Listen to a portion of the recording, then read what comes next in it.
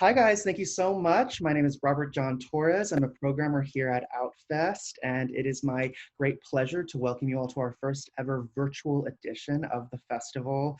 You know, this is really speaking to the long history of queer people persevering through trials and tribulations. And we are, of course, in unprecedented times. So thank you all so much for supporting an organization like Outfest. It really does mean a great deal to the festival and everybody behind the scenes here. So thank you so much. If you're joining us right now, that means you just finished watching Breaking Fast, directed by Mike Musalam. And as you, I'm sure, have just seen, it is just the most surprising, delicate, effervescent, joyful little film. And we're really lucky to have it here at the festival. And we're especially lucky to have a great deal of the creative team behind the film with us here. So if you guys wouldn't mind all introducing yourselves, that would be wonderful. Hi, my name is Mike Musalam. I'm the writer-director of the film. Hi, my name is Seth Hauer. I'm one of the producers on the film. Hi, I'm Haas Slayman, and I play Mo in Breaking Fast. Hi, I'm Michael Cassidy, and I play Cal in Breaking Fast. Hi, my name is Amin Al-Gamal, and I played Sam. Thank you guys all so much for coming. It really is a treat after watching, you know, the messiness of this story and this, you know, crazy WeHo gays, you know, acting up in this lovely little romantic comedy to see you all here. I want to start there, that, Mike, this idea of a kind of American romantic comedy. There's a long tradition of this, you know, in popular entertainment, and you really take that form but infuse it with the kind of gay Muslim male experience. And I was wondering if you could talk about the kind of genesis of the project, what those kind of early stirrings of an idea for the film, what the film were for you. Sure, yeah, thank you. The genesis of the film is, it's a little innocuous, really. I was having coffee with a friend who said, you know, who in film and TV represents you or your experience? And the reality is I couldn't really think of anybody or any characters or any TV shows where the intersectionality of faith and sexuality was one where that was viewed through a harmonious lens. And so he, you know, sort of suggested that I write something, and I wrote a short version of Breaking Fast, which was the first iteration of the piece. And from there, we were lucky enough to find great success with it. And it went to the Cannes Film Festival along with a lot of other festivals. And through that, we sort of were encouraged to develop it into a feature. And so here we are now. But so that's really how it all came about. And so, you know, I know this is, you know, your feature debut, and I'm especially interested in kind of what, you know, so much for a filmmaker goes into their first film. You've got a lifetime's worth of ideas. And I want to talk about this character, your protagonist, who, you know, in many ways really embodies this kind of perfect Muslim male. You know, he's devout, he's successful, he's respectful to his parents and to his family.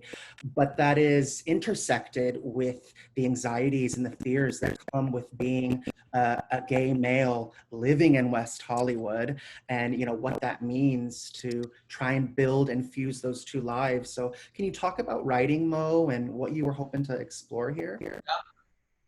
Yeah. Mo, I mean, all of the gay Arab Muslim men in the film are somewhat representative of many different facets of people or peoples in my life and in the lives of my friends.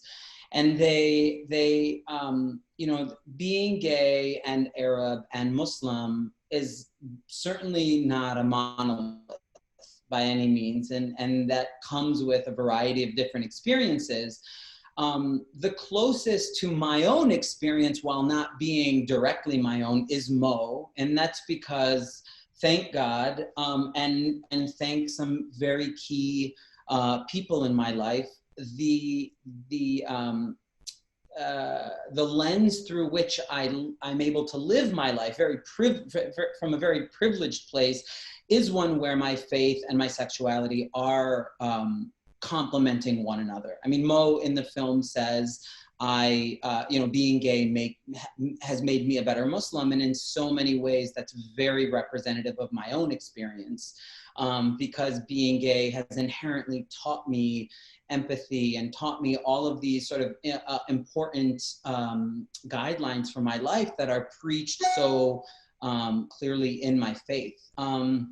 But I also think, despite all of that, despite being able to sort of say it all succinctly up here and being intellectual about it, the heart is not based on logic. Emotions are not based on logic, and we go through life and we make a series of decisions that are a central cause of traumas or things in our past. And I think you have a character like Mo, who is successful, who is beloved, who has a great relationship with his family, and yet still can't really figure it out. And his biggest obstacle is himself. And I think for so many queer people, gay men, and Arab and Muslim men, they are their own obstacle because of so much that has happened to them, and that they have yet to process. And I think that is something interesting for me to explore through Mo. I want to talk to the actors in a second, but first I'm interested in Seth, in terms of producing something like this. It is difficult to get any film made, but not only is this work queer, but it's Muslim. And I'm sure that this was not a kind of smooth sailing to get this up off the ground, even with a short as a kind of proof of concept. Can you guys talk about those sort of early stages of trying to get this baby up and running? Yeah, well, I think one of the interesting things about this film is that Mike didn't set out to make this feature story. He really had an idea for a short, and the feature just grew organically from that. Like he said, the short inspired the feature.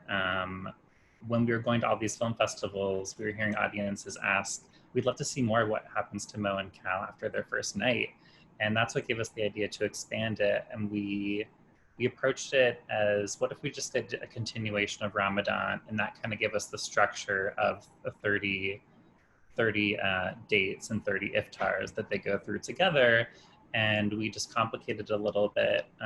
As you can imagine, Mo's journey is complicated by people having assumptions of him. And so what if we paired him up against someone who Mo has unfair assumptions about him, he has unfair assumptions about Cal, and that was kind of the genesis for it. And it wasn't easy to finance. I think we made the short in 2016.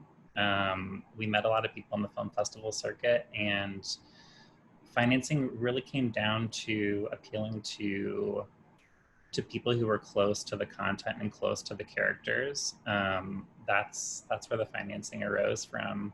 And a lot of the crew and department heads are people from my circle and Mike's circle. And we couldn't have done it without people who were just very close to us and the content.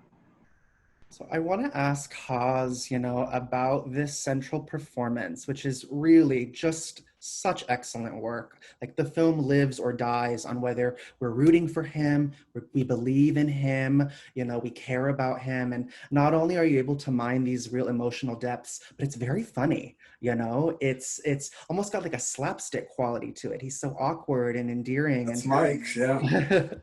Mike is really brilliant when it comes to comedy. I mean, he has a real love for comedy, and I definitely benefited from that. I was hoping you could talk about, when you get this script and you get this character who is ostensibly in every single scene, how you approach it. And I'm especially interested how much of yourself is in this character, Okay, I'm gonna answer it in two parts. The first part, like the late Carrie Fisher once said, take your broken heart, make it into art. I generally tend to do that as an actor in everything that I'm involved in. However, specifically when it came to Breaking Fast, while Mo and I are definitely not the same person, we do share very similar backgrounds. You know, we're both Arab American, both Muslim, gay. And add to that the fact that Mike is a writer-director, which means that he was able to very clearly articulate who Mo was in the world that he had created in Breaking Fast. That to me probably was the most important ingredient in my preparation. And Mike, when you were looking to find, you know, this person who is in some ways, as you said, a kind of conduit for your own experiences, and what was that process? And, you know, what was the light bulb that made you end up going with Haas? You know what? Seth touched on a really, really important point, and it's family is obviously a very central character in the film. And not just biological, but chosen, especially when it comes to the relationship between Sam and Mo. And this entire film was made because of family. And so when we started to cast the film, Haas, who his reputation precedes him, and he is, you know, one of the most, you know, he's very outspoken in the LGBT community, and he is Muslim and Arab, and he is also somebody I've known for many, many years. We share the same hometown for a while, and when he read the script, so here's a little fun fact. In the short, Haas played Hassan, the boyfriend who comes back for a scene. But I had to call Haas and tell him that Hassan was cut from the short. So to make it up to him, I cast him as Mo in the feature. But no, he's clearly a brilliant actor, and I appreciate all the kind words you just said about him, because they couldn't be more true. But you know, the good news is that we came into the process with a shorthand, and we came in, you know, as family, and we knew each other, and we knew, you know, he picks on me, I pick on him, and we know how to get under each other's skin. But also at the end of the day, it's all about love. And so he knew how important this was to me, and also in a way, I think Haas has done tremendous work, and I think this was the first time he was carrying a film all by himself. And so, you know, I was excited to sort of watch that happen for him as well, and be there alongside of him and create this film with him and with all the other actors as well. And that's kind of how it happened. You know, I want to switch it over to the Cal character and ask Michael, you know, this is a tricky role because you are the love interest essentially in the film, and but he is a character that comes with his own sort of mysterious kind of background, traumas, pain that doesn't really come into focus until the end. But you really are able to kind of weave it throughout the film while still maintaining this sort of like, you know, interchange of you know, romance and comedy. Can you talk about your approach to playing this character? Yeah, I'm so glad. What you're asking about is exactly why I responded to the film. I felt like this is what love is really like, and the jokes are still funny. And that's like a very tricky needle to thread in romantic comedy. And that's what I responded to, because that's how I am in my love relationship, is I'm sort of like you know, hopefully charming about 12% of the time, and 88% of the other time I'm, you know, traumatized and messy. And this felt like that. And so that's sort of the answer about how I did it also, is I just sort of did the scene that we were shooting that day the way Mike told me to do it. And because the writing is so sort of nuanced and at the same time so refined comedically, all I had to do was just sort of show up and be in love every day. And that's sort of what comes out of Mike and what comes out of the film and what comes out of this producing team. And I just sort of let myself be taken by it. You know, it's interesting, like this central love story is accented by this kind of best friend love story. And, you know, you want to talk about the American romantic comedy, there is always the sassy best friend, you know, in a myriad of forms, but that is a prototype. And I want to talk to you, Amin, about kind of how you build the kind of rapport with Haas, building the history of these characters together. Did you guys know each other? Because you really do get a sense that like, oh, they go back, they know each other. Can you guys talk about working together? Yeah, well, I'm so glad that we achieved that. So thank you. I did not know Haas prior, though I looked up to him. I had been following his work as an Arab actor. There just aren't a lot of us that really work at the level that Haas works. So he was someone that I was always had looked up to, and I knew who he was immediately, but we hadn't met. We had the luxury, and this also speaks to Mike, and I think maybe his theater background and my theater background, that we had like little snippets of rehearsal time. We had a meal at Hugo's, West Hollywood staple.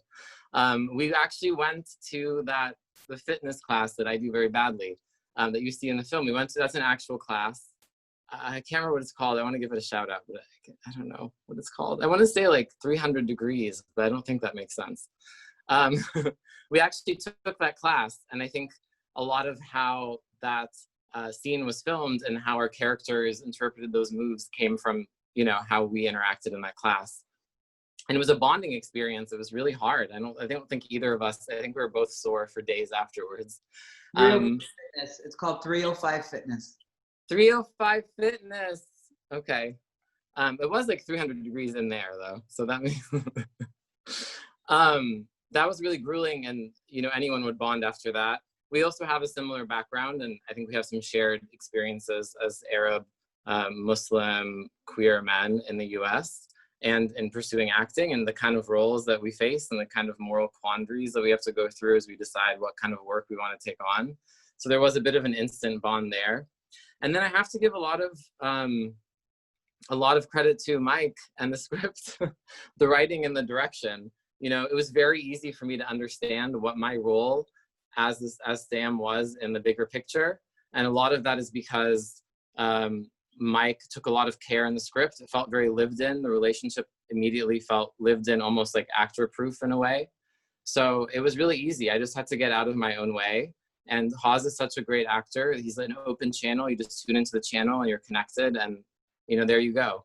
I also have the luxury, the pleasure, and the fortune of having some incredible platonic gay friends in my life that are like family to me. So it's a dynamic that has changed my life and made my life better and put me at ease and made me more comfortable in gay spaces when I wasn't.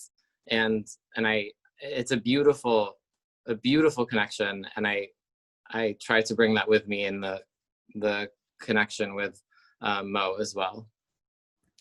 You know, I want to talk about casting because it is in a way, a kind of a taboo thing. You know, how do you in a casting session, particularly a general one, approach an actor and say, I want someone who is going to very deeply and intimately understand this experience as a gay person. And how do you broach that? How do you find, talent who can, like I said, very intimately understand this roller coaster that the three of these characters, kind of go through. Can you talk about that a bit? I mean, I will give 92% of the credit to our casting director, Tineke Becker, who is a mastermind at her craft. And I'll give 8% of the credit to my therapist, who really asked me the right questions and then let me ask the right questions.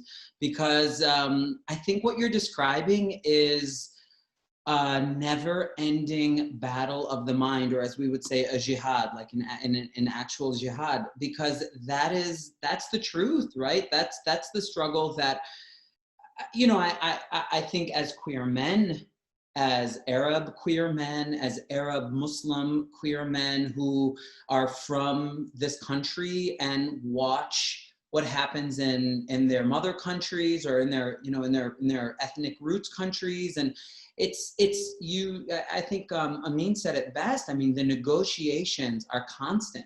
And I think having a community, having a tribe in which to talk about those things is really, really important. And I think just being on set and being able to have those conversations, you know, and listen, I'll be honest, Seth is my producing partner. Seth is not Arab, Seth is not Muslim.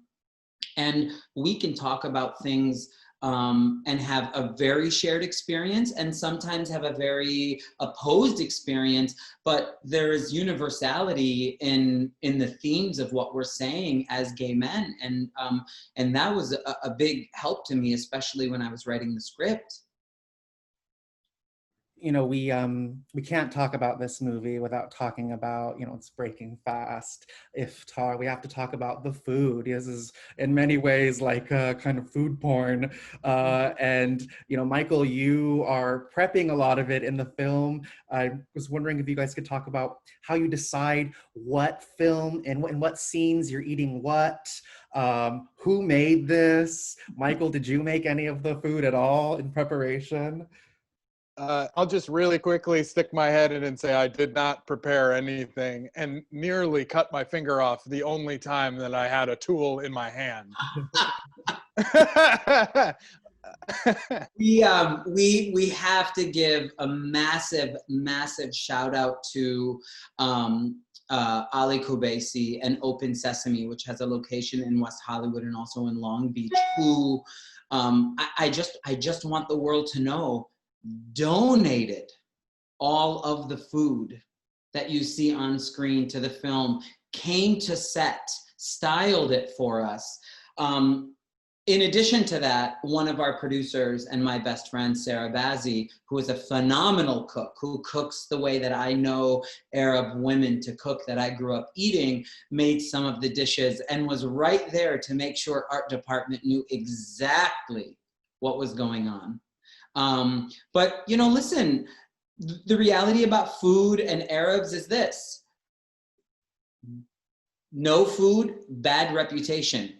Bad food, you're out, you're done. So, you know, food is like a major part of the culture. So to have a film that is so heavily influenced by its culture, to not include food would kind of be, you know, sort of, it wouldn't make sense. I think earlier you spoke about this idea of presenting a kind of harmonious landscape where, you know, if we've seen a version of this film before, it is not a romantic comedy. It is something where these characters are experiencing, you know, tenfold the trauma of perhaps like a white gay person, or there are, you know, a conflict of religion. You know, we know what those stories look like, but you are presenting something, you know, quite different. And one of my favorite elements here is the relationship that Mo has with his family. They're so close, and they, you know, even like, you know, come and pick apart his potential partners, and, you know, they want to know everything. And I just thought that was such a special detail. Can you talk about, you know, that choice? Yeah, thank you for saying that and for recognizing that. That means a lot to me and to this film. You know, I think that it's a little bit of a sad tale as old as time, that when ethnicity and sexuality meet and it's not heteronormative, it's not met with grace or love or embraced. And I just wanted a world, fantasy or otherwise, where that existed, where where the lead character's sexuality was not what we needed to talk about within the context of the Arab Muslim narrative. And also, and this came up before actually in a Q&A, and I thought it was really interesting, but an older Arab woman said her biggest criticism of the film was that it just was too unrealistic. And what I would say to that is exactly why the film needs to be out there, so that it could play its role in changing what is realistic about that. Because what should be realistic is exactly what we see in the film. So let this film and other films and other books and other stories and other TV shows like it help push the needle towards the right side of history. You know, I think that that is an incredible note to end on. Really, we're so happy to have the film at the festival here, and you know, Outfest having the reach and scope that it does is going. This film is going to be seen by a wide variety of you know, sexualities and intersectionalities within the queer spectrum. So I am really eager for audiences to maybe have an idea of what they think this film is going to be going in, and being like I was, and like many people at the festival, and people who've seen it, very surprised as to what is actually was actually in store for you. So it's really such incredible work, and I thank you all so much for taking the time out of your day to speak with us. So thank you guys so much. Thank you, Robert. Thank you to Outfest. Thank you to everybody involved, and thank you for this beautiful discussion. What it really filled my heart. Thank you so much. Of course. Thank you all for tuning in here at Outfest 2020, and be sure to stick around and watch anything else we may have. I'll see you guys around.